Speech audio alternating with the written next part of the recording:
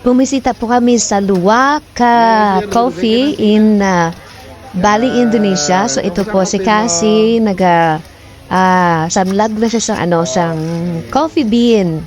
Amo na siya ang process para maging coffee powder.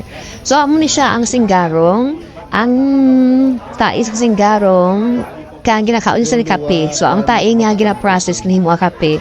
So amo ni siya pinakamahal nga kape, no? So gina-process diri ang kape nga ginatawag din nga Luwak coffee. Mahal siya kay halin siya sa pupo sang singgarong. So gina-process kay ginhimo nga kape. So isa sa pinakamahal nga kape diri sa Bali, Indonesia. So amo rin siya ang kape, may modern facility sila. Paano siya sa lagon kagagalingon mag-turn into coffee powder. So mahal siya pero sulit kay nami. So